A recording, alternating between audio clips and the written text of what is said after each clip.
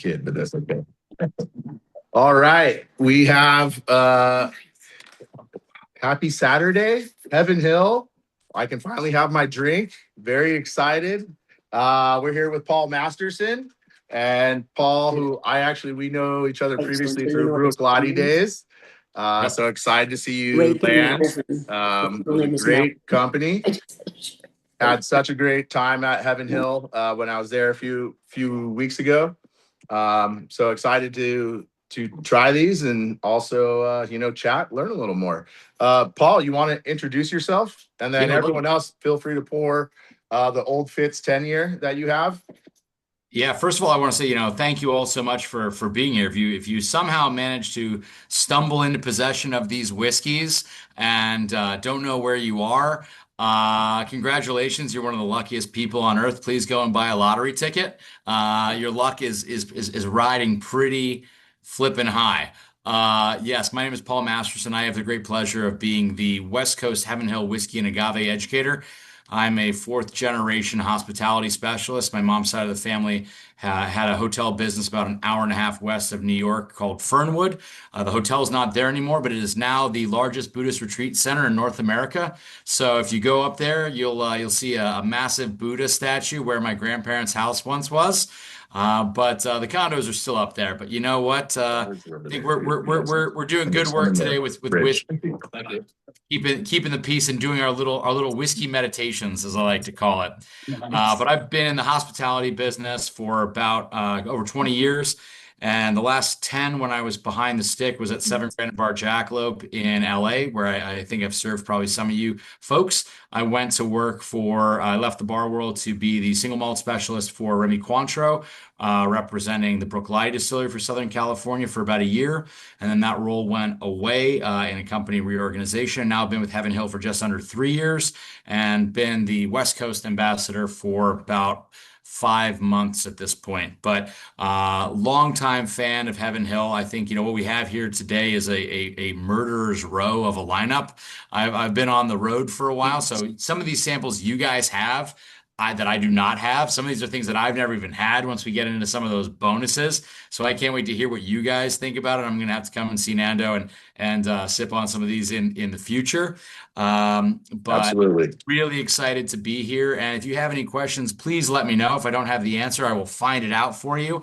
This is year 91 for Heaven Hill. I think one of the things that's really cool to know about Heaven Hill, we are the largest privately held and operated distillery company in America. It was started by the Shapiro brothers, 5 of them in 1935, coming out of Prohibition.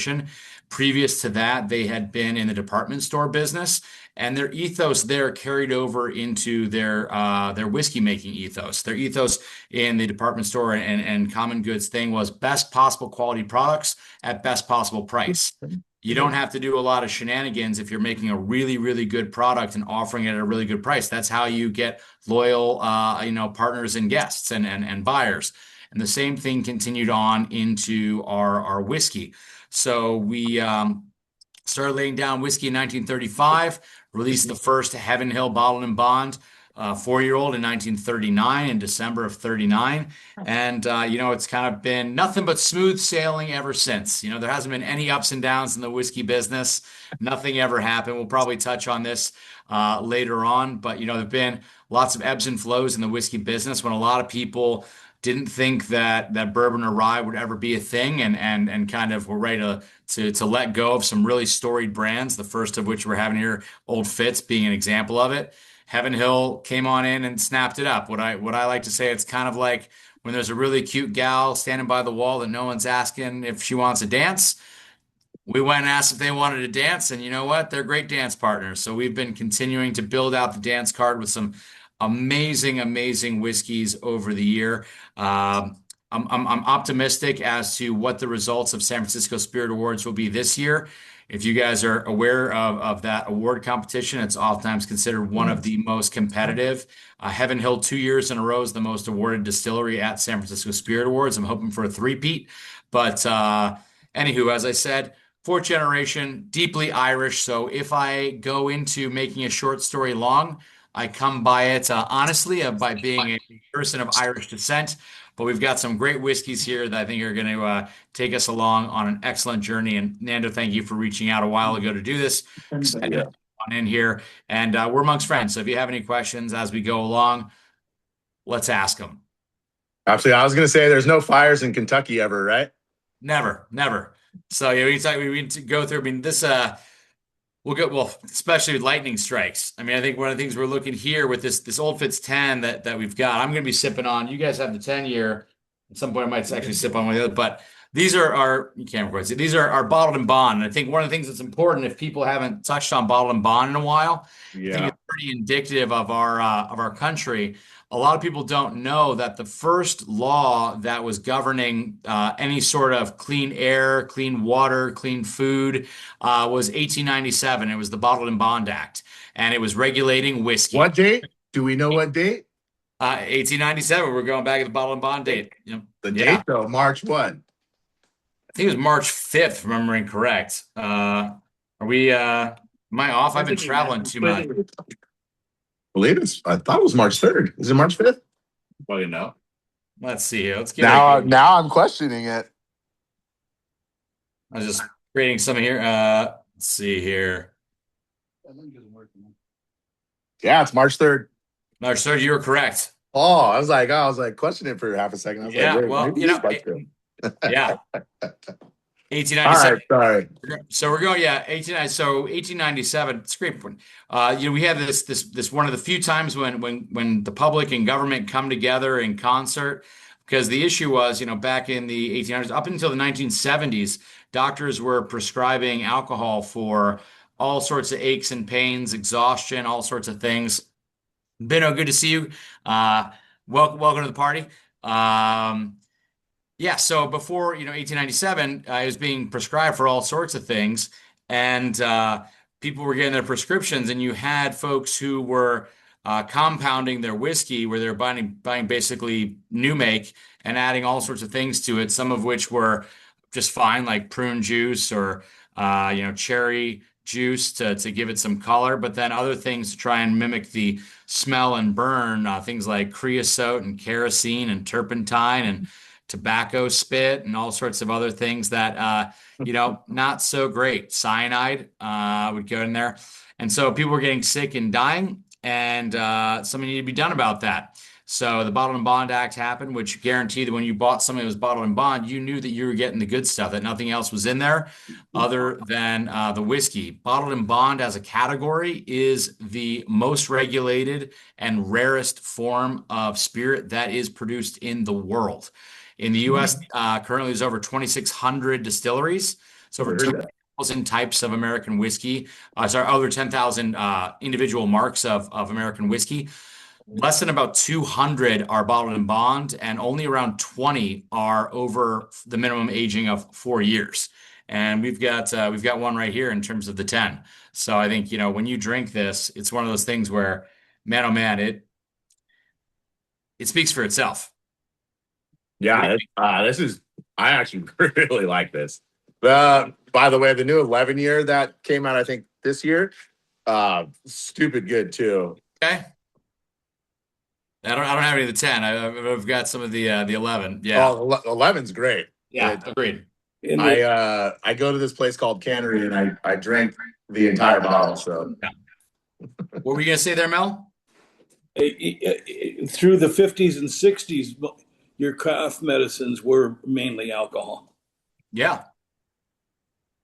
And it's one of those things that, so when I was just down in Kentucky a couple of weeks ago, there's a lot of prescriptions during Prohibition.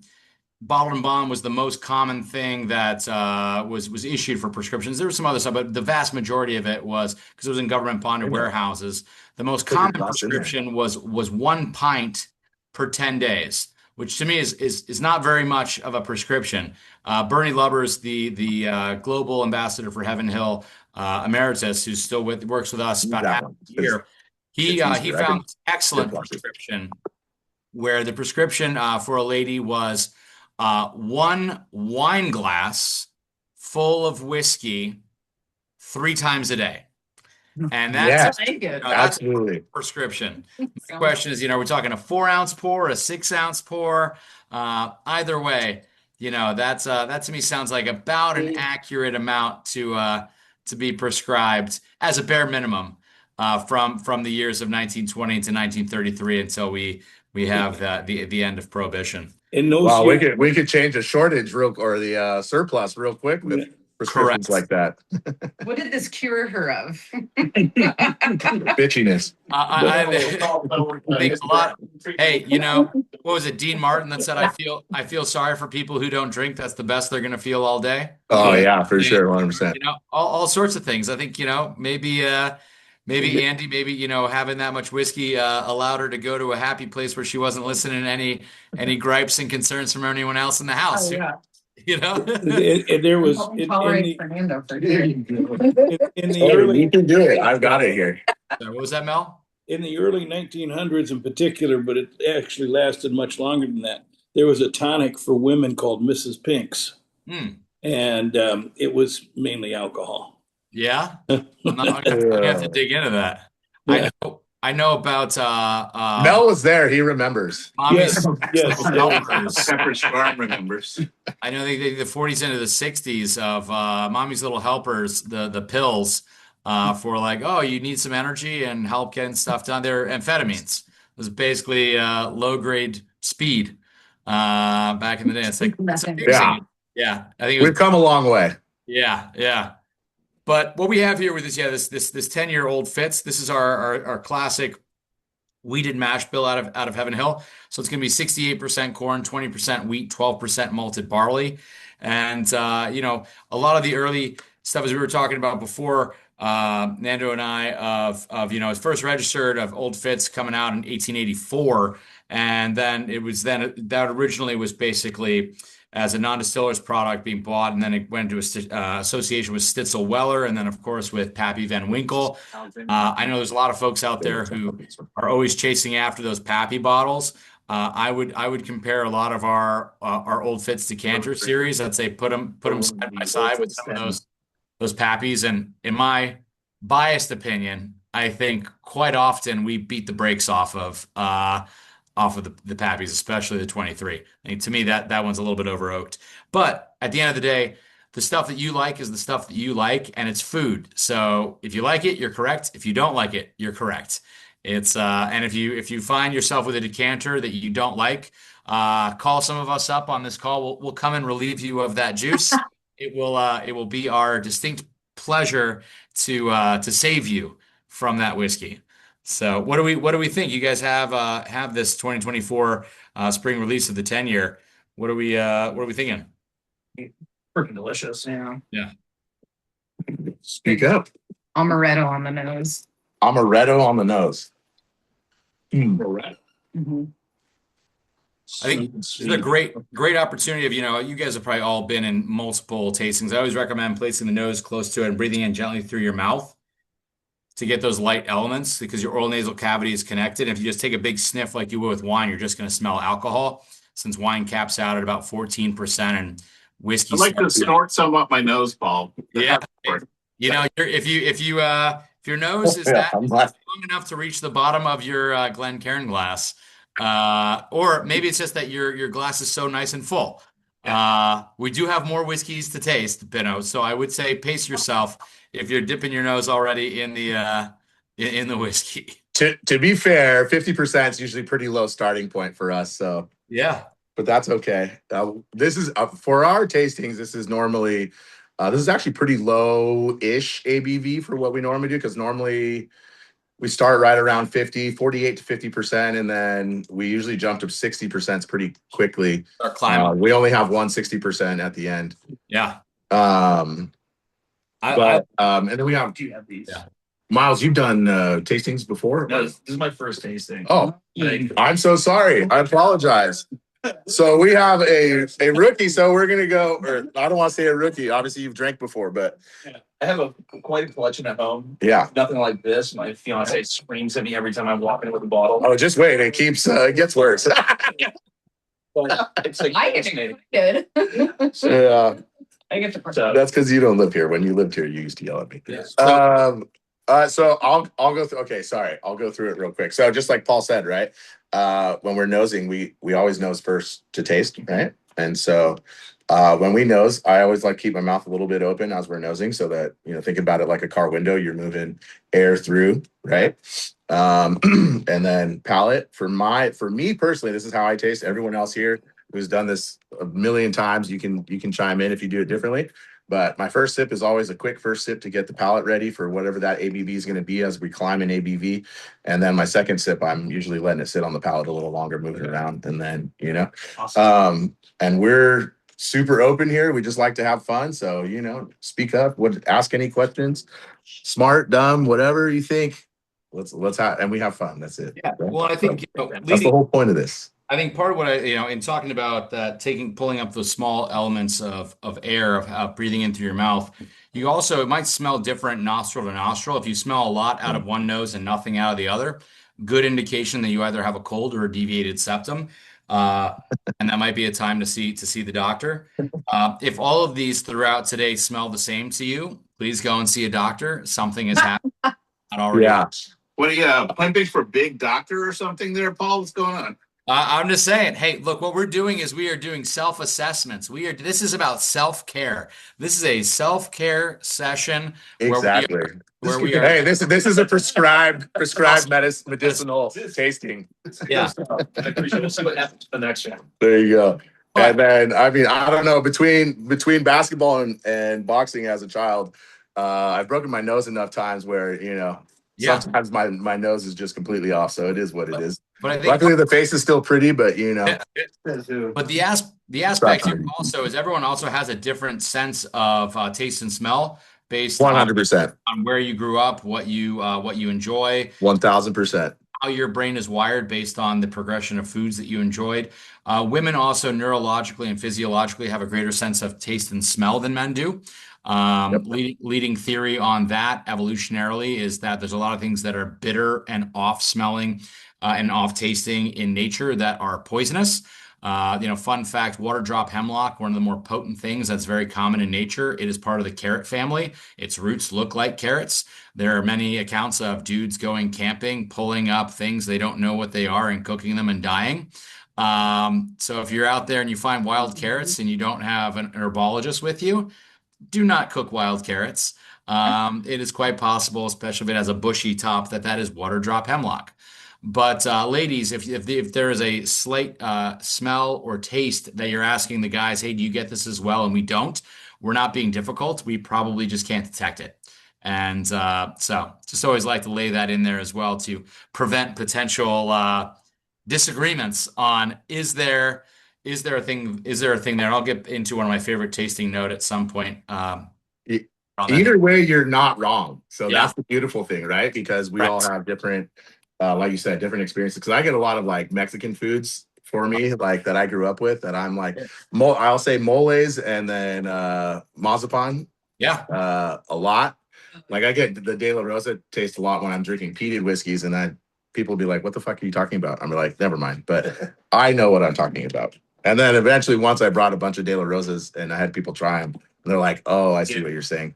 Yeah, but if you haven't had that flavor, you wouldn't know. 100%, because it's not marzipan; it's totally different. Than Well, that's the other thing I've talked about is like it's interesting when you do tastings and you look at certain tasting notes, like a lot of Scotch tasting notes, people in the UK, and they use foods that we're not familiar with. And then you occasionally get a reviewer in Asia who will write about some stuff, and they'll be naming all sorts of fruits and other things again we're not familiar with. So it's very kind of almost culturally dependent. Absolutely, but that's what makes it fun to like explore different culinary, cuisines. That's where caramel, brown sugar, graham cracker, all those things. Yeah, everyone has some version of that. But yeah. Sorry, Paul.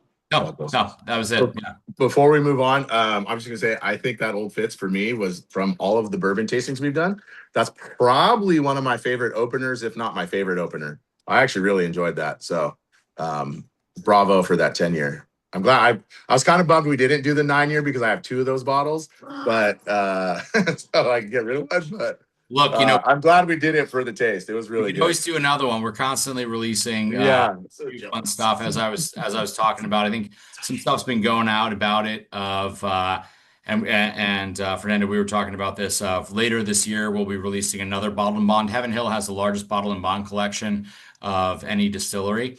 And we're going to be releasing another one later this year that'll be the double mash, which will be 65% our rye bourbon mash bill and 35% our wheated mash bill. And it's a 9-year-old double mash. I had it for the first time a couple weeks ago at BCB New York, and it is gorgeous. And we're constantly releasing great new things. Obviously, Nice. this Old Fitz, the Decanter series, comes out twice a year, as does our Old Fitz 7. And the Old Fitz 7 is designed as kind of everyday, approachable luxury. The Decanter series, depending on age, Sure. depending on age, will fluctuate in terms of its overall price. But Well, and probably the best glassware in bourbon, if I'm being honest. You can't hate on those decanters. But I agree. Look, that's one of those areas where I think if you look at that bottle and you don't think it's pretty, I'd say go get your eyes checked, because that to me is objectively a beautiful bottle, both the decanters and the 7-year. But hey, that's just me. they put me in my room. Yeah. Yeah, I agree. Sorry, I've got dogs arguing with each other over here. Do you have any questions on this Old Fitz before we move on? How much is like produced like in a given year or stage? Or Old Fitz specifically. Like for like honestly 9-year and 10-year, just like extra year. So, question is for Miles, how much is produced in a given year for Old Fitz specifically? Yeah. Or is it kind of just a production? Oh, that Old Fitz distillate, it's called, listed as OFD. I don't think we have official numbers in terms of what we hold on, what we produce. The younger version of that is going to be Larceny, so it's the same mash bill. And the thing with bottled and bond is, so it has to be bottled and bond. Most restricted category, any American whiskey, any American spirit can be bottled and bond. And it has to fit all of the categories, but it has to be aged for a minimum of 4 years in a bonded warehouse at one distillery by basically one season. Yeah. So one season. It's going to be the first 6 months or the second 6 months of the year, and it must be at 100 proof. So the tricky thing here is, you can't be blend. It's not like other bourbons and ryes where if you've got a 9-year, you can blend from different distilling seasons. It's not like you can take stuff from another year and have the youngest bit be the 9. So a lot of these releases are going to be based on what we have, what we already produced, what's going on. This is also our wheated mash bill. So this was not quite as much of our production versus our Heaven Hill regular, which is our 78% corn, 12% malted barley, 10% rye. The exact numbers of what we're producing on that, I don't have. And I think anything would be kind of really speculative. We got this. One of the things would be interesting to, bring up on this is, in 1996, there was a lightning strike that hit one of our rick houses that ended up spreading to a number of other rick houses and burned down the original Heaven Hill distillery. Flash forward to 99, and what is now Diageo sold us the Bernheim distillery along with a number of brands, one of them being Old Fitzgerald. So we picked that up in 99 with the Bernheim distillery. And so I think it's one of those things where they didn't see a value in it. Mac Superior absolutely did. And there were a number of brands that came along with that deal that went to different groups. JW Dant was another one we picked up during that time. But yeah, I think there's some beautiful stuff there. But there isn't an exact target that we're doing for our Old Fitz distillate. We're doing definitely a lot more than we have been for a while with the plan for our ongoing release of the Old Fitz 7. So the Old Fitz 7 is going to stay 7 twice a year release, spring and fall. We're still going to keep releasing the Decanter series. So let me put it this way. There's a lot more being distilled today than there was 10 years ago. And we have the largest single site distillery in Bernheim, and with our new distillery coming online with the new Heaven Hill Springs, that can do 500 barrels a day, and Bernheim can do 1,500 barrels a day at full tilt. But neither are operating at full tilt at the moment. I was going to say, what's total production for the year for Heaven Hill? depend. We Don't include the new Samson and Surrey or ex Samson and Surrey right acquisitions. those distilleries. I think the numbers are out there. I think that Connor O'Driscoll, when they were looking at that 1,500 a day, that he cranked it up to. I think they did do close to about 450,000 barrels at in 1 year was the top in cranking on it during basically into COVID, and we've pulled back from that. I have a question for Paul. Yeah. What's the first bottle and bond warehouse? What is the absolute first? Yep, number one. They're labeled. Well, we have DSP. Well, we have DSP1. In terms of you're talking about, that's the distilled spirits producer labeling, as opposed to you've got for your bottle and bond, you've got both your bottling plant and your distilled producer. The exact warehouse. That's a great. I mean, it sounds like you know that little bit. It's just on some bottles. That's Laird's Apple Brandy. They were the first bottle and bond. They're bottle and bond number one. They claim interesting. I never would have guessed that. I mean, they definitely go on of saying, the oldest distillery. I'm going to dig into that. I wonder if there's some things in there. I wonder where it's like in Texas and other areas of what's the biggest ranch, whether that's the biggest contiguous, the biggest overall, the biggest, across state lines. Not the Texans have anything, not that they like to, Well, they like things small in Texas, so exactly. it's all Yeah, good, it's a right? tiny state. Yeah. Let's move on to the 90th. Otherwise, we're never getting through this tasting. All right. But I'm going to dive into that. That's a really great question. That's a really great thing. That's interesting in terms of, the first, in terms of their brandies, et cetera. I'm going to pour myself a little bit of the 90s. Definitely we were making rye more frequently in the US for bourbon back in the early days. But even before that, our first distilled spirits would have been brandies. You first really start going into Applejack before that, starting with basically freeze isolation and freeze distillation. Not really quite distillation, but separating water from alcohol in your ciders by simple freezing up in the Northeast, of taking your alcoholic cider, keeping it outside, letting the water freeze, and then separating it to get higher and higher concentrated cider. Oh, interesting. Yeah, that makes sense. So this 90th, all I want to say is I normally go into these tastings. I haven't tried most of the bottles or any of the bottles because usually I keep stuff here.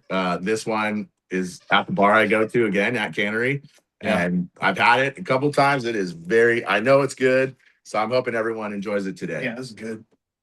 Yeah, I like that a lot. Are we pouring three? Two. We're on two. Two.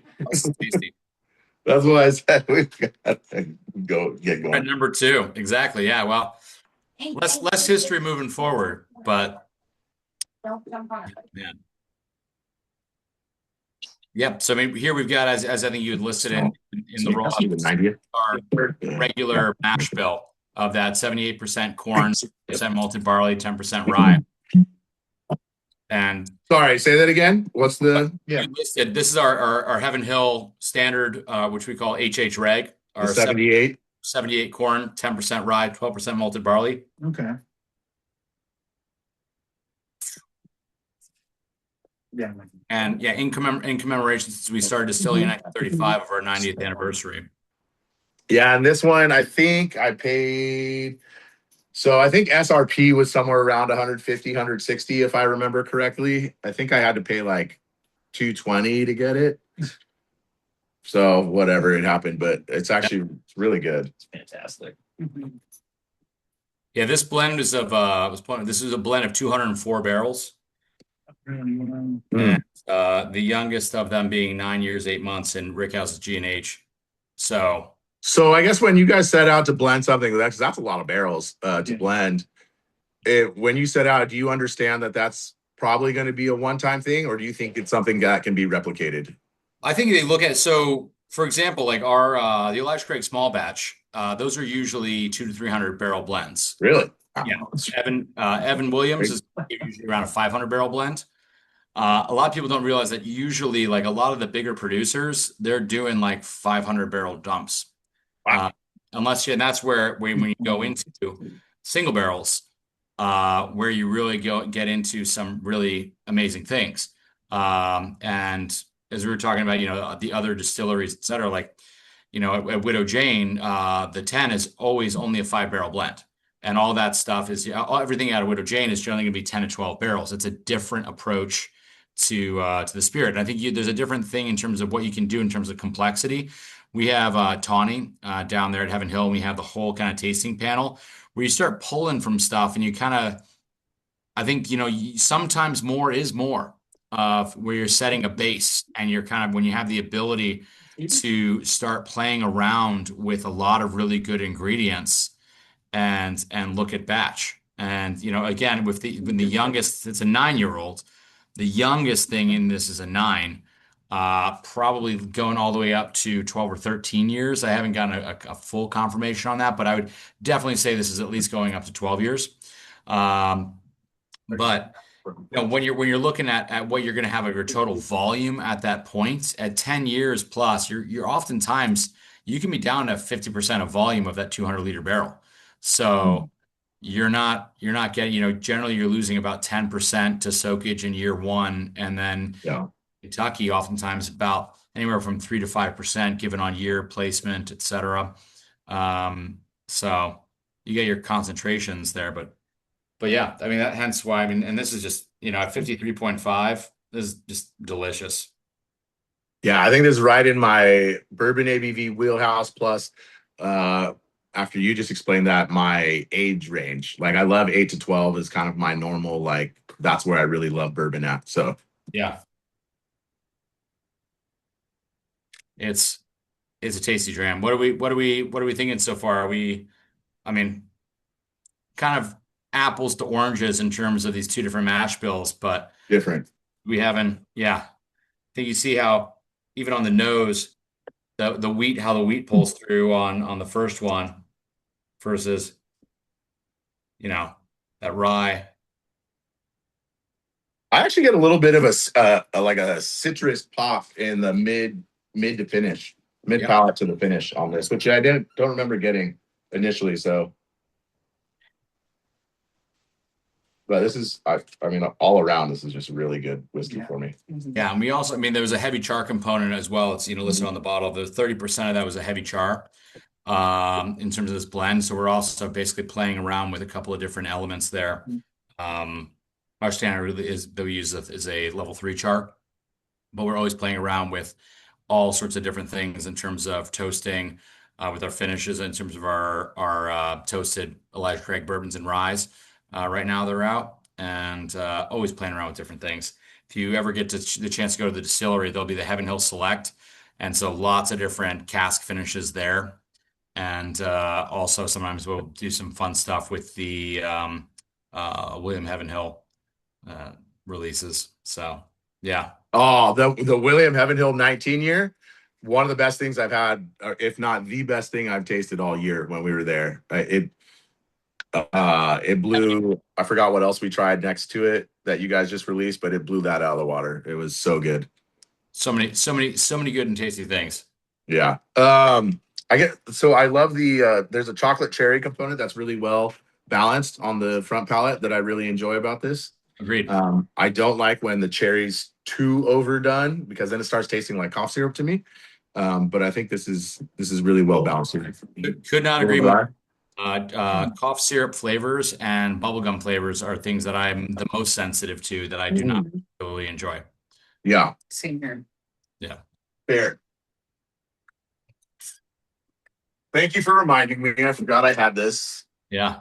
So we'll put this out for later today too, since it's a Heaven Hill day. Yeah. Do we have any questions on this 90th? This 9-year versus our initial 10-year? We've got miles to go. This is hard work we got to do. Yeah. It's a rough day. Getting on to number 3. Well, Paul, you got a long drive today, so you got to stay. This is event 2 for the day. For me, I was just What was your other event? So there's an event at Idle Hour. So today is the Midsummer Hobbit and Lord of the Rings event there. Yeah. So no, Benno's Yeah. ears just perked up How over did there. how did I know about this? I don't know. It's been posted all over social media for weeks. It already happened. It's going all day. So it's going on all day today. They're doing Benno's packing up as we speak. they're doing a couple of different menus. So I had second breakfast was from 11 to 3, and then they're doing a dinner menu, and then they're doing 11, which is kind of an extension. It's yeah. So Nice. it's I do a lot of stuff with them, but yes, then I gotta drive after this for some trainings for tomorrow. What do we prefer, one or two? Two. Two? Yeah. I think two has a little more complexity. I feel like one's just so smooth and just like really delicious. Two is too tannic for me. Too dry. Wow. So you one or two? I think two, like on the Two, base, like okay. an old fashioned, just straight up. Yeah. So I agree with there's more complexity to this than there is in one. I think this would just depend on what I really want for this. I like both of these a lot, but I think I think there's also a difference of what you're looking at in terms of that spring, of that old Fitz, that classic old Fitz yeah. Flavor profile versus a one and done, relatively small batch in the grand scheme of things, special release. Again, I mean, yes, it is 200 and change barrels, but again, it's one of those things when people start looking behind the curtain of some of these like special releases out of companies, unless it's a single barrel, it's oftentimes, when you math the math, they're like, oh, we only have for this special release, we only have 40,000 bottles going worldwide. Yeah. So I actually, now that I think about it, I totally forgot that Old Fitz was the weeded mash bill. I probably should have put the 90th after Bernheim. Now that I think about it, but bouncing around. So we're gonna move to the 19 year. Yeah. Unless anyone has anything they want to ask about the 90th before we go, which is also a wheated whiskey or Kentucky straight wheat, right? Yeah. So we got straight wheat whiskey. So the mash bill on this guy is going to be 51% wheat, 37% corn, 12% malted barley. Sorry, 50% wheat. What was the 51 wheat? 51. Sorry, 51% wheat, of course. Yeah. 37 corn. 37 corn. Got it. And I got the last 12% malted barley. Yeah. Besides our rise, pretty much we're always going to be using 12% malted barley. Yeah. One of those anchors that you can kind of oftentimes remember on that. For our rye, for our standard rye mash bill, we're doing 51% rye, 14% malted barley, and then we're doing 35% corn. Generally, rye tends to be a bit harder on fermentation. You tend to need a little bit. Rye is kind of can become a really porridgey grain. So handling the malt of that can be a bit more difficult. But yeah. So I mean, this is the kind of a first release in this of the when this sort of the Heritage Collection debuted in 2022, but we're always looking at some of these special aspects of these older wheat whiskeys. This 19-year-old, we announced it in 2025. It's only 277 barrels. It's distilled in August and September of 2005, and it was on Rickhouse Y on the 5th and 6th floors, which is pretty interesting in terms of its placement. I wish I had some of it for myself, but to be remedied in the future. How does this taste? You guys tell me. With that again, that like pilly mouthfeel from those larger wheat elements. Really sweet. Saying it's sweet. What's the percentage wheat again? 51. 51, 37, 12. Yeah. So this is an interesting release for me only because I say that because there's people that are fans of this one and there's people that are not fans of this one. I will say, based on what people have told me in the past, I will say this is the most expensive bottle in our lineup. This was $300. Jesus, that's it. It was less than the Parker's Heritage. It was more than the Parker's Heritage. and I don't remember if that was SRP, Paul, or not, but my out the door price was right around 300. I imagine it's probably a little bit above MSRP. Yeah, I think it was. But I think again, as you're talking about, I think this year's progress, if we look at that, is an 11 year, right? I mean, this is a 19 year. You Yep. look at, there is the taxes are being sunset on this, but you imagine, as of right now, and from the majority of the life of this particular release, you're paying tax on that every year, Yeah. barrel tax, while losing percentage at 19 years. Yeah. Again, you might be looking at, again, 277 barrels, but those barrels are definitely less than half full at 19 years. Yeah. It's cringing. I need to add a trouble word. There's so kind of words we're getting here are a little sweet, astringent. A little bit of water might need to be added to this. I haven't added water to this yet. One A drop. little bit of bitterness with the. Yeah, bitter. I'm getting that completely bitterness. Yeah. Yeah. Because I see some come up of like notes of like getting drier spices of like clove and nutmeg. Yeah. Yeah, you can see that. Spices For where- me, Mhm. there's a fun sweetness on this, but it's not overly sweet. It's but there's bitterness. there's not a lot of complexity to it, I'd say. Yeah. So when you compare to the 90, I think the 90th has more complexity. It's more in line with the first one, which maybe makes sense because of the mash bill. I don't know, but even though the mash bill is a little different, so I'd say it kind of just stays in its own, like a single lane versus giving you a lot of depth. Well, I think this is the pro con. This is the pro con of older whiskeys. I think it's one of the things, especially, we're saying, to me, what's a little bit surprising when I was looking at this is, most of our warehouses, and I'm pretty sure Rick House Y is a 7-story Rick. I'd have to double check if it's a 7 or a 9, but those higher, usually when you're looking at something well over 12 years of age, that's usually going to be on floors 1 to 4 in most, with most companies. Because, the higher up you go, these things are basically, corrugated steel chimneys, for lack of a better word, unless they're a brick rick house, which let me check that. So I think there's just more barrel influence on this because it was aged at a higher rick. Well, and just time. I think that's what I was going back to. Well, plus the time. And, so for number 1, we were at 10 years. Number 2, we're at 9. This is at 19. And I think that's the thing where you look at that kind of what I call like the tea steeping effect of, you leave some black tea to steep for like 20 minutes. That's going to be some really strong tea. One drop. I couldn't.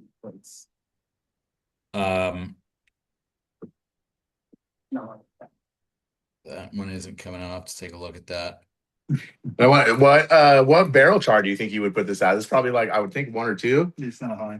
Standard that we use is 3. So I don't have any notes that are indicating anything different.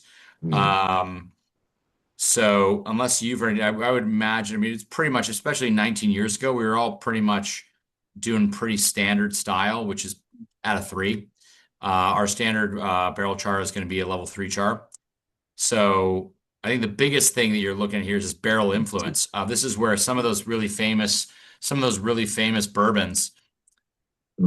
It's a rare bourbon that I've had that's 20 plus years. Rare bourbon that I've had that's over 15 that I particularly find to not be kind of like chewing on a piece of wood. Now, our Elijah Craig 18, which is in here.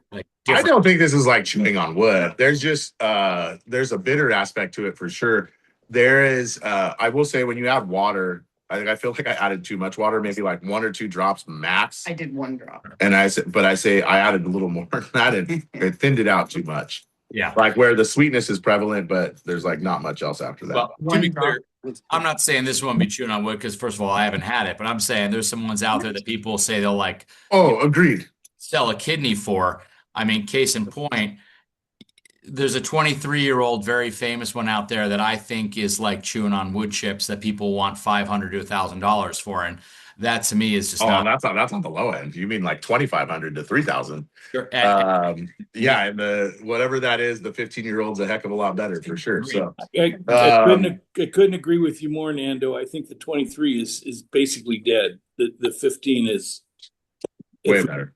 If we're talking about the same one, and I'm sure. I will say, not to quote a competitor, but not to talk about a competitor, but I will say the Knob Creek 21 we had in a couple of months ago. Yes. It maybe wasn't the best whiskey we had that night. It was the most balanced aged whiskey over 20 years or bourbon I've ever had by a lot. And so that surprised me. I thought it was really well done. They do some great work over there. I think that's where really, especially at lower levels in a rick, you can do some real slow when you did your I know. on those and get some really nuanced flavors that are quite delightful. My vote for the 19 is I like it. I just don't know that this is going to win for me. Uh-huh. I think we're all kind of. Or Miles, is this your favorite of the night? Maybe. No, it's probably my least of the three. I thought. I mean, it's still good, but like it had like almost a little tanginess and like a little sharpness to the smell. I agree with that. And then, I mean, if you're comparing like price, you ever compare like price to 100%. Yeah, I would not take it. I want to know where it's at. Without leaving. It's the slightest bit. It goes. Yeah. It goes. Yeah. That's the tang. Almost like that mezcal-y, like I don't know. I feel like that stunned my taste buds.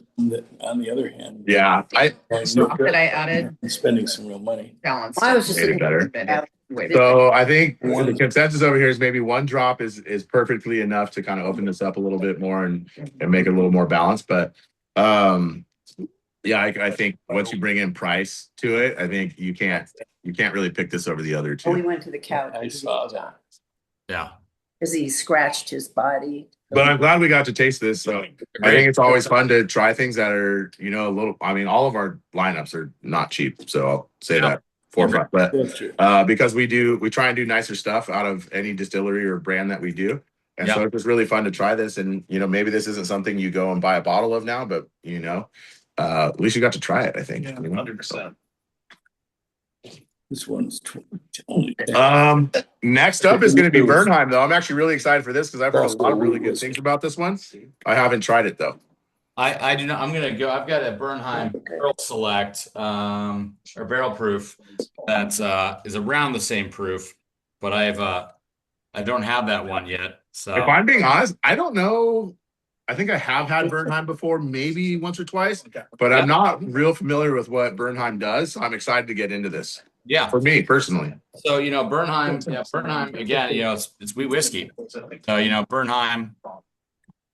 This Bernheim distillery, again, we acquired in '99. Yeah, and we reached the original Bernheim as the original wheat whiskey in 2005.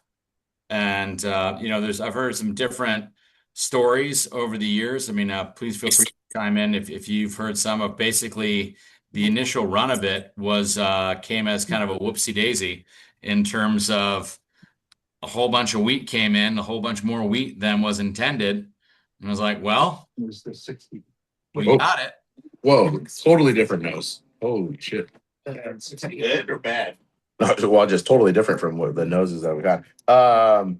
Is the mash bill? Sorry, did you say anything about the mash bill yet? So I would say same mash bill, 51, 37, 12. So this is the same mash bill. Totally different nose from what we've had before, I think, to me.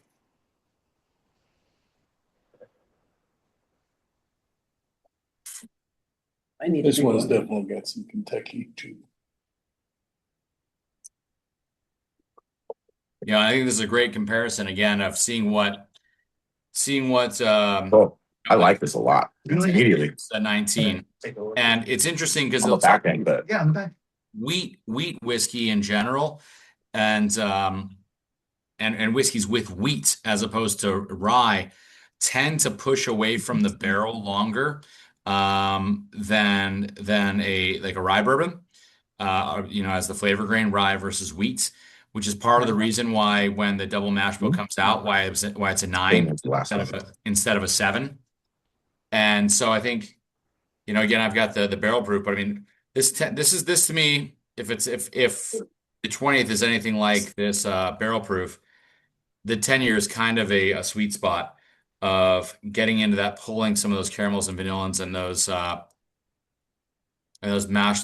pulling some of those just barrel characteristics out. Stone fruit on them. We're getting notes of, some of us are getting notes of stone fruit over here. I will say my palate tends towards wheated whiskeys. I just love wheated whiskeys. I don't know what it is. Maybe it's because I like the sweeter. They taste good. I really like, that's true. I really like this. At least the front part palate. I actually do like that there's balance in this, and that for me, the spice picks up in the back end. Sure. I'm not getting a whole lot of bitterness because I think Lee said he's getting a little bit bitter. on the back end. But I think this is really well balanced. I like this a lot. There's no rye in this. Yeah. So again, 51 wheat, 37 corn, 12% malted barley, and barley kind of, tends to add a little spine. But I'm not getting, at least on this, like a whole lot of maltiness. I'm getting that. This is the ABV. See, I love barley and bourbon, so For sure. Yeah. Pillowy mouth. there is some heat to this for sure. What's the ABV on this? Actually, I don't even. 57. 115. Oh, okay. Well, that makes me That's makes why I'm sense. like, I need 57.5, so I'm like, I need like 1 drop of water. I think that's, and This goes against my ethos, but I will try this with a little bit of water. Yeah, you've done that enough times now. That's I know, but it still goes against my ethos. but again, thing to remember, ethyl alcohol chains, they glom onto flavors, they go to flavonoids, to Yeah. elements, and adding just a touch of water to break those chains down, allow other things to come out. Sometimes not so much. Oh, no, it's hilarious. If you're a cocktail person, Something. I mean, case in point, Drambuie and a rusty nail, great. I played around for a while at $7,000 trying to lengthen Drambuie. Man, does it taste like aluminum if you lengthen that out. Not all things lengthen beautifully. Good whiskeys, excellent. But not all things are equal on different spirits, etc. I will say I did 2 drops. That's nice. Andy said she did 1. It does cut the spice that I'm getting in the back end a little bit. For me, I like it though. Yeah. My vote.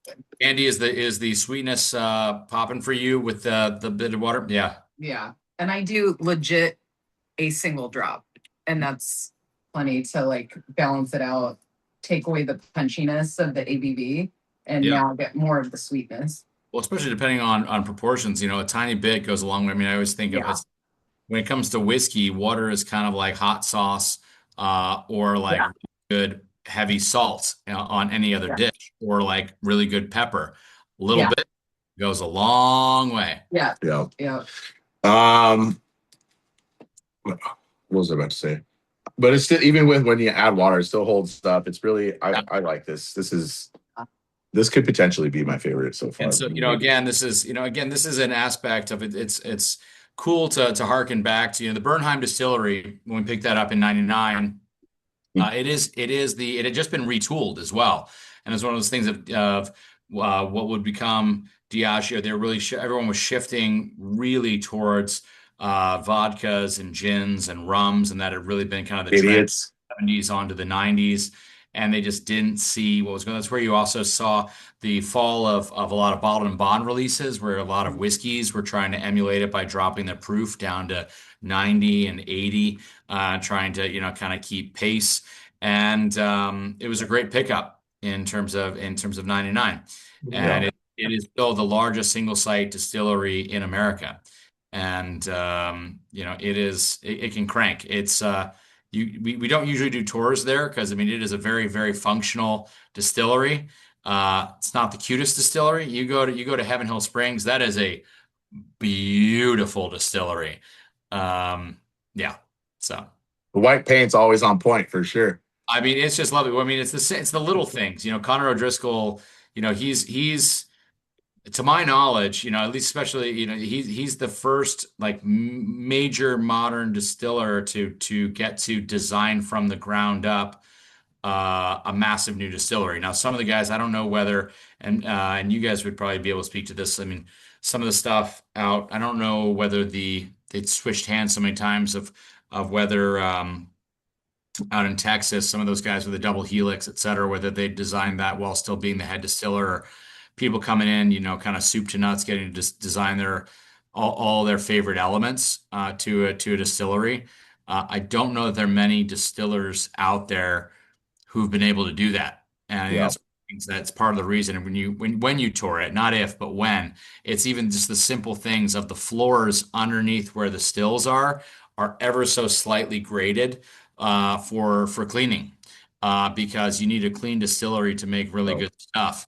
Momentum down. Nice. A lot easier to spray everything down and scrub everything when just the little thing. When you can use gravity, it's nice. Well, the little things are the big things. I mean, we go back to, as Andy was talking about, a drop of water. Mm-hmm. The little things are the big things when it comes to spirits. If it was easy, anyone could do it. I think it's one of the things of harkening back of sometimes some people are a little bit worried about, we hear news quite frequently of distilleries closing down. There are over 26 registered craft distilleries, 2,600. Do we need that many? I don't know that we do. If they were all creating awesome stuff, great. But I think we can all agree that not every distillery out there is creating superlative juice. But I hope it'd be great. It'd be great for America to have 2,600 rock star distillers and distilleries and to just basically take over the world of spirits. But someday. Maybe. What do we think? I'm sorry, not speaking about that, but speaking about the wheat real quick. Yeah, please. What I really like, I think what I like about this one, there's like I don't know how else to describe it, but there's like a dirtiness to the wheat. There's the sweet, but it's like mellowed by like a dirtiness to me. Like, what do you mean by dirtiness? Yeah. Right. That's what I'm trying to think. I'm like, how would I describe this? Like, I don't know. I call Lacheg a dirty malt, right? Because it's there's like a cereal. I'll say like there's cereal note to it a little bit, right? That like kind of balances the sweetness for me that for whatever reason, for my palate, like I just really like it. Like, I don't know. And when the wheat hits right, like for me, like I feel like it has that balance to it. Okay. It's just maybe just a me thing. I'm throwing it out there if anyone else gets it, but might just be me. I think, wheat can oftentimes have this kind of like dust element around it that can glom onto, because it's that pillowy mouthfeel along with those caramels and vanillins that are like just different. Yeah. I think it's kind of like chai, I guess, like not the same thing of how people will talk about chai having like a dirty element to it, which to me is just kind of like it has pronounced granules of flavor that shift and like kind of pop up and go away. Like it's not fully linear in its flavor experience. Yeah. That sounds better than what I said. Or as I said, dirty in the best possible sense of the word. Exactly. Excellent. So next, for number 5, you guys have the Kentucky Derby Festival 2026 release at 54%. Yes. I will say when I was pouring this, I really wanted to try this. So I actually tried this already. So I hope you guys like this. I know. But normally I don't do it. But also, Evan Williams is near and dear to my heart because one of my cousins who passed away was a big Evan Williams fan. He's actually the one who got me into it. I used to talk shit to him all the time when he'd bring over Evan Williams. I'm like, what are you drinking, guy? And like, lo and behold, I am now an Evan Williams fan. So RIP to my cousin, but thank you for getting me into Evan Williams. Like this. Yeah. And I will say this is fucking phenomenal. My opinion from the other night. Yeah. And he's pivotal individual in terms of Kentucky distillers. So it's one of those things of this is one of our older brands. We introduced this brand in 1957, but I mean Evan Williams was a Welsh-born distiller, and accounts of him distilling back in 1783. And so he's around that same time as the good Reverend Elijah, and it's just Evan Williams producing a lot of really good stuff. And is that so? I've seen, because I haven't seen that bottle. Is that one of the single barrel releases that you got, or was it one of the broader? Yeah. Yeah. Barreled on 7/29, bottled on 1/9/26. And yeah, when you any of those Evan Williams single barrel releases are just so good. Yeah, so I used to once my cousin got me into Evan Williams, and FYI, my cousin wasn't like a whiskey guy like I guess we are. Yeah. But that's just what he drank. So I started trying different Evan Williams. Evan Williams Bottle and Bond is fucking phenomenal. It's been between that and Wild Turkey 101, I've always said those are the two best value bourbons in the world or in America. Agreed. And then Evan Williams single barrels, I used to chase like anytime I was going on a trip, I would just go buy an Evan Williams single barrel at like $25 when they were $25. And it was just you knew you were gonna drink right. Yeah. So Evan Williams Bottle and Bond, Evan Williams single barrel, phenomenal. This is a single barrel, and I really like it. yeah, then the Evan Williams bottled and bond #1 selling by volume bottled and bond product in the world. It's excellent. I get chocolate peanut butter cups or peanut butter cups on the bottled and bond. I look forward to trying some of this. I mean, yeah, again. What is the mash bill the same for Evan Williams? So for this, it's going to be the HH Reg, the Heaven Hill Stand 78, 10, 12, 78 corn, 10% rye, 12% malted barley. And you're going to have that This is fucking good. certification on the bottle in terms of its vintage. So nice. Wow. And this I picked this up at the Evan Williams, the downtown Louisville. The Evan Williams Experience. Yeah. Yeah. And they had us there, and I think it was like 90, 100-ish. Let me see. Yeah, it was like 95 plus tax. Sorry, that might have been with tax, actually. Sorry. So 95 out the door. I'll just call it now. Probably for the dollar value, this is probably the best whiskey we have on the lineup. But Well, so some great, special releases, and it's yeah. And like I said, the 250th, I think we were talking about this, maybe Paul, I messaged you, but this is fucking phenomenal. If you guys haven't had this is really good. I have not had either. Oh, Paul, we're gonna get you down to Orange County one of these days, and we'll have a day. Here, you slacker. What did you say? Benno said he thought you were gonna be here, slacker. Sorry. Well, yeah, I just flew back from Arizona last night. I'm 17 days. Excuses. And he's got to go up to Ojai tonight, so give him a break. Yeah. The Kentucky Derby, you guys release an Evan Williams for the Kentucky Derby every year? To my knowledge, yes. We're kind of always doing our special releases there. Some of the special releases and some of those things with Heaven Hill, I'm kind of my arms around a little bit. Well, I'm telling you. With Heaven Hill, the folk Samson brands.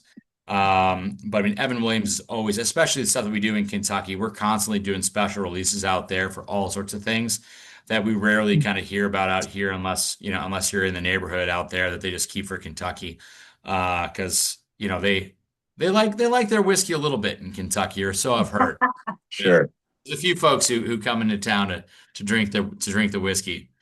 Hence, the Heaven Hill Selects and the William Heaven Hills, etc. Yeah. I'm hoping to be out there for the Haunt on the Hill this year. We'll see. I'm trying to make that happen in October on William Heaven Hill's birthday. Do a little test at the gravesite.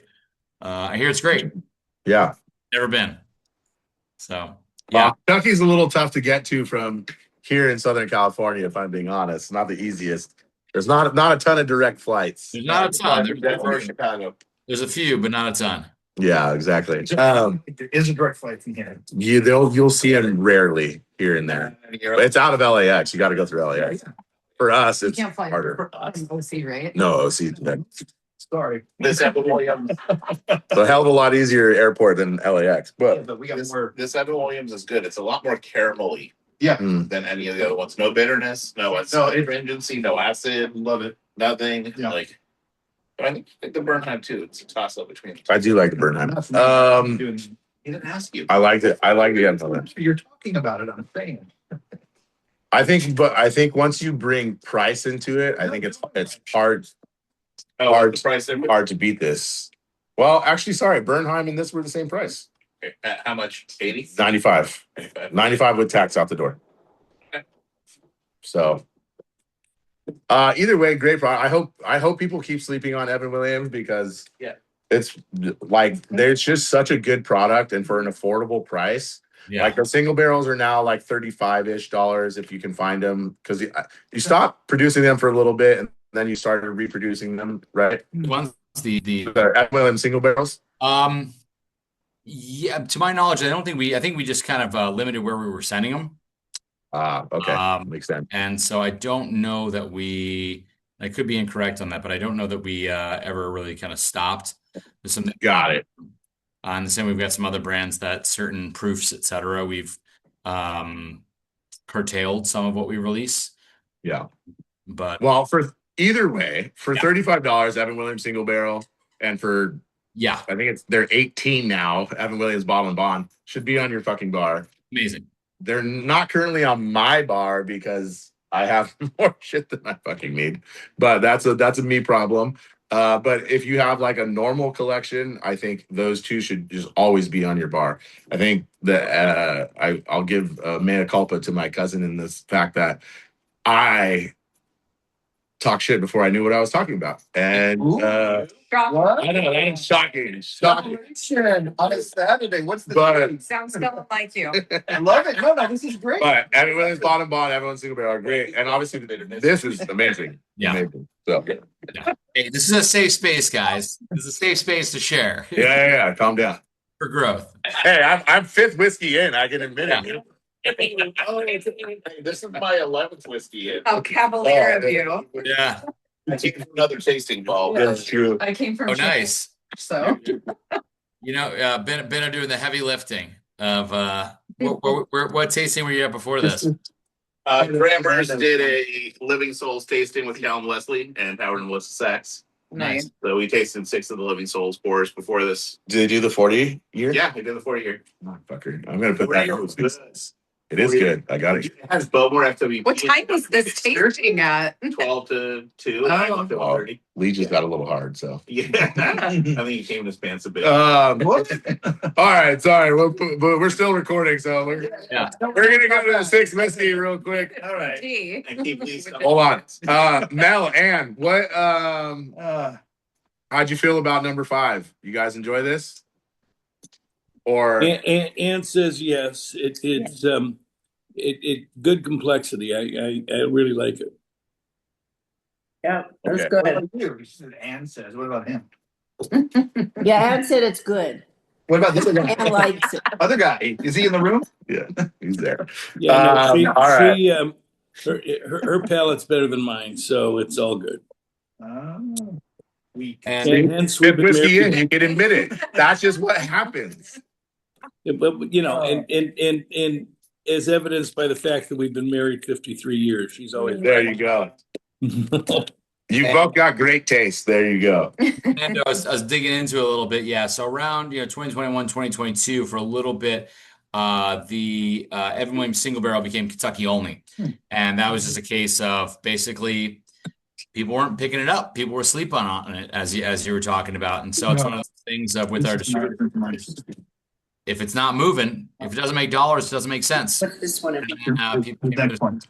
Which to me is once you've had an Evan Williams single barrel, it's crazy that it's not moving. Because I think it's really, I mean, I don't know. I guess some people like to say, oh, look what I bought. But if you're actually tasting, drinking, like whatever you're doing with it, if you're actually using the product, it's a fucking great product. Agreed. It's how people used to love to dog on smash burgers and LA tacos who didn't know. And now everyone knows they're delicious. Yeah. Come down to Santa Ana, we'll get you better tacos, but yeah. It's okay. Come on. So we've got the No, Parkers. you're not. Oh, All right, last one is actually we're on the last Parkers. For your bonuses, yeah. And so you want to tell us, kind of give us a little background on Parkers. Why do we bottle these? What's kind of special about them? The thing here, this is always kind of different. So this, the Parkers collection began in 2007, and it's named for Parker Bean. So he's the master distiller from Heaven Hill. And so since 2013, a large portion of the sale of this goes to the Promise of Hope. So Parker, unfortunately, he passed away due to ALS. And Those so are my it's the pretty good. continuation I know. of the memory of Parker Beam. This particular 2025 release, this is going to be the 19th edition. So it's an 11-year Kentucky Straight American whiskey, and so the components of this are going to be a 15-year-old Kentucky Straight wheated bourbon, an 11-year-old Kentucky Straight corn whiskey, and a 12-year-old whiskey from rye and malt. So the distilled components break down to about 40% of that 15-year-old wheated bourbon, which is using 68, 20, and 12, which is our old Fitz distillate.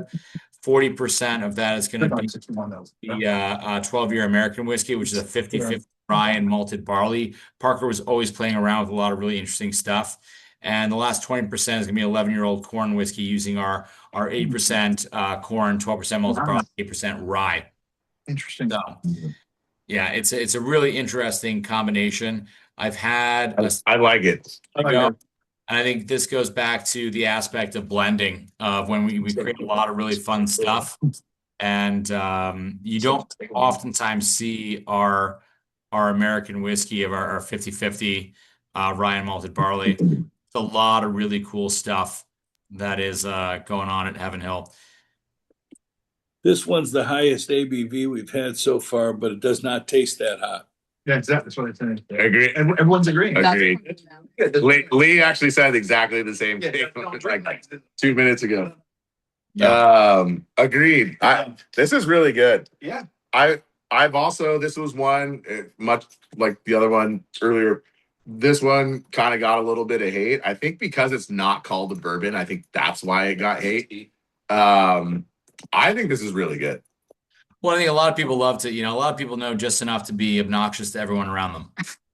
100%. And it's an 11-year-old, but the smallest portion of it, 20%, is 11-year-old. And then it's got 80% of it is a 40/40 split of the 15-year and the 12-year. Yeah. And again, this is going back into proof of the pudding's in the eating. If you know what you're doing, this is where Tawny and the team for blending comes in. You create a whole bunch of really beautiful stuff. This is what Parker Beam was also looking to do, of like constantly trying to push the edges and look at innovation. That's one of the things that we're really excited about doing with Heaven Hill Springs. It's part of the whole issue with Bernheim is when you've got a distillery that can do 1,500 barrels a day, and where you've got an expectation of rolling out 1,000 to 1,200 barrels a day minimum, spending a day doing an experiment is a pretty costly proposition when you factor in enough grain and barrels and all of that for 1,000 to 1,200 barrels minimum. Yeah. You start running the numbers on barrels have fluctuated over the years, between $200 to $400. Just the cost of the wood alone before you get into grains, et cetera, you're already looking at $200,000 to $400,000 in a given day. Oh shit. Yeah, it's actually it wasn't from Heaven Hill, but there was like a video that made the rounds a while back. I think it might have, I forgot where, but it don't matter. Where they were breaking down the daily costs, and like once you get to like a year, it's crazy. Yeah. It is crazy. Because you're taxed as you fill. It's not like you get taxed after you sell, like Correct. other. That all is getting sunset over a 20-year period. I forget. I think we're around year 3. Yeah. There was a massive push for that to go more towards sort of the UK standard. And there's a bit of a different, which we will get into another time, of there's a different tax structure for bottled and bond, which is also part of the reason why bottled and bond tends to be more affordable in terms of the deferred taxes on it. Yeah, I think one of the things we didn't talk about Johnny Fitzgerald. So John Fitzgerald, part of the reason why also the Bottled and Bond Act came about was it wasn't going to add any more cost to the government because they already had government bondsmen at the warehouses to basically take tax on what was being produced, et cetera.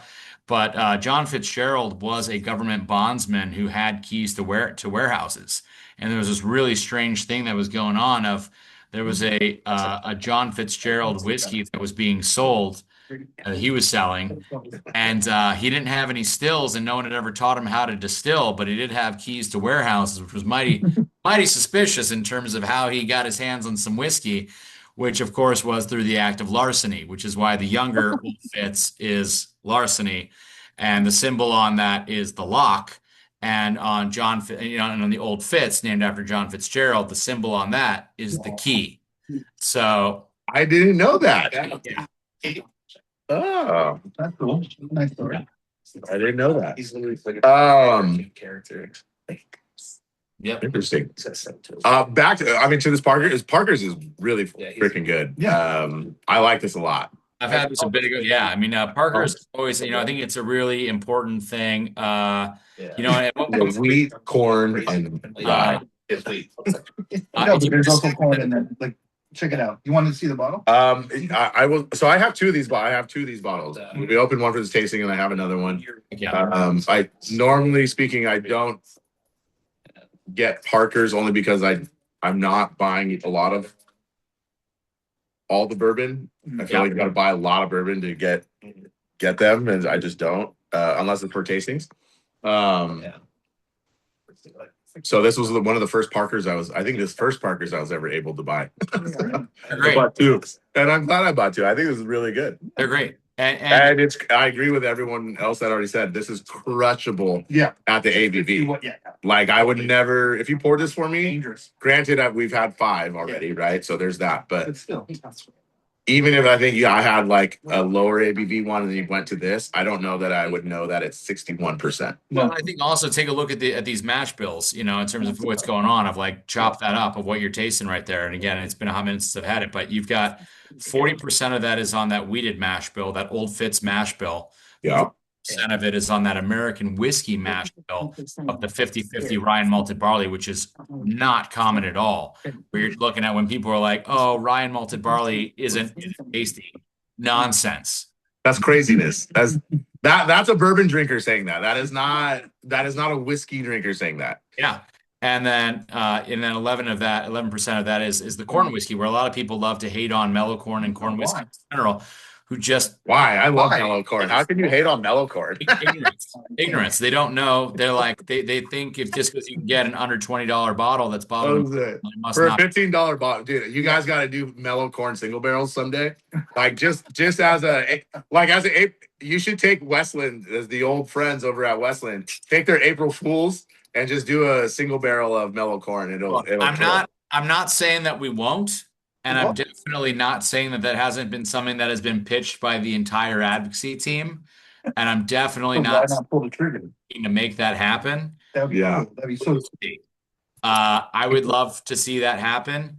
Just put me in line, please. Like this. I think that's one of the things where I think oftentimes this is the tricky thing of where, because people who've drank enough to know that what tastes good and that it's a buck the trends. The tricky thing is most people out there don't know how good it is.